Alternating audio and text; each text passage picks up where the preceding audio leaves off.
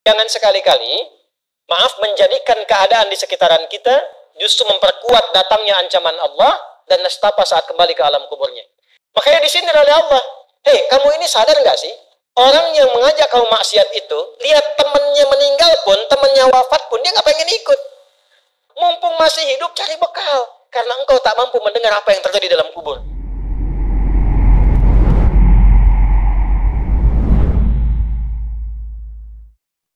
Ini nyambung semua ayatnya, indah sekali. Jadi kalau kita sudah sadar, ini resiko kebaikan, ini resiko keburukan, dan kita tahu akan wafat, akan dikuburkan, bagaimana cara persiapannya? Supaya nggak lalai tadi ya.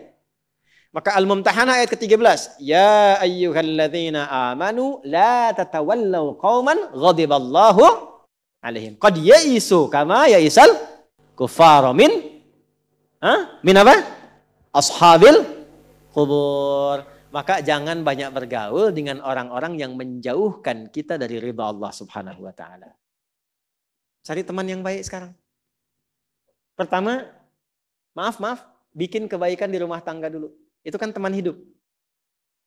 Ya. Awas, hati-hati. Kalau melihat istri kurang baik atau sebaliknya, jangan dihakimi, jangan difonisi. Justru Allah kirimkan antum itu untuk menebarkan kebaikan dan menyempurnakan kesemaan bersama. Jelas? Jadi sekarang yang dilakukan teman hidup dulu. Rubah jadi baik dulu. Anak-anak jadi baik dulu. Setelah itu cari tempat tinggal yang baik. Bergaul dengan orang baik. Antum yang kuliah cari teman yang baik. Antum yang kerja cari teman yang baik. Maaf. Kalau ada tawaran, kedudukan, hartanya berlipat. Tapi menjauhkan Anda dari Allah, ingat ini. Thumma amatahu fa'akbarah. Ingat saat ditawari itu Anda meninggal. Dikubur. Dan ingat ancamannya. Ingat pasalnya tuh. Ya, ingat suratnya. Paham? Nah, karena itu masukkan ayatnya, jangan sekali-kali, maaf, menjadikan keadaan di sekitaran kita justru memperkuat datangnya ancaman Allah dan nestapa saat kembali ke alam kuburnya.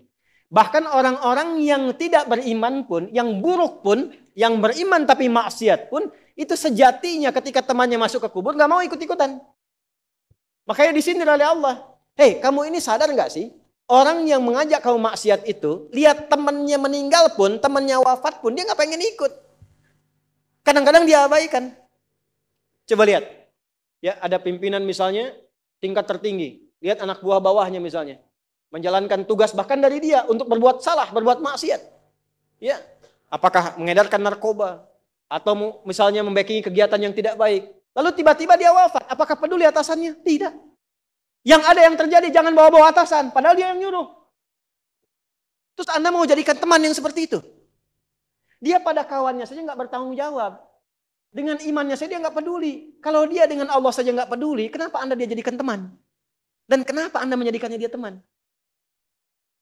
Kalau bahasa anak sekarang tuh begini, Allah aja dia gituin, apalagi kamu. Kan? Ya, Nabi aja dia cuekin, apalagi kamu kan? Ini peringatan Quran, ini bukan dari saya. Ini peringatan Quran. Jangan sekali-kali, Anda dimanapun, Anda berdinaskah, tugas formal. Anda berdagangkah, jangan berteman dengan orang menyimpang. Karena saat Anda susah pun yang akan peduli. Temannya aja yang sama-sama berbuat menyimpang, dia sisihkan, apalagi Anda. Paham? Teruskan. Quran surah ke 35 Fatir ayat 22.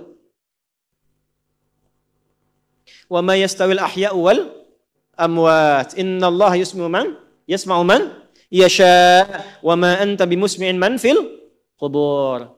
Kalau Anda masih belum sadar juga, kata Allah, hei, kamu ini masih hidup, masih punya harapan, masih punya bekal. Kalau sudah meninggal, nggak sama keadaan orang hidup dengan wafat.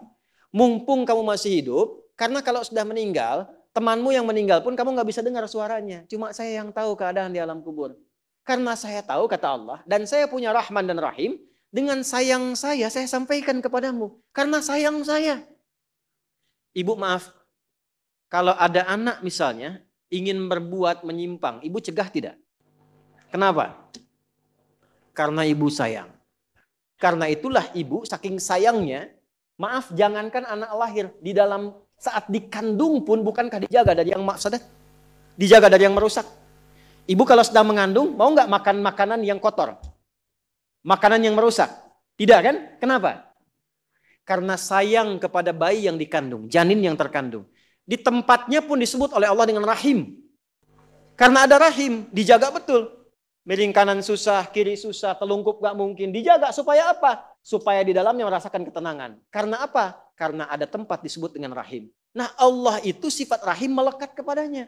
Karena sayang dengan kita diingatkan. Bahasa bebasnya gini. Karena saya sayang engkau dengan rahimku.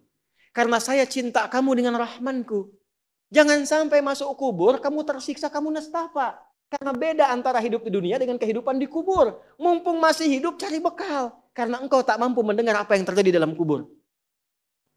Jadi kalau tadi Allah sampaikan jangan bergaul dengan yang begini, jangan terlena dengan yang seperti ini. Itu karena Allah sayang dengan kita. Itu saja. Jelas ya?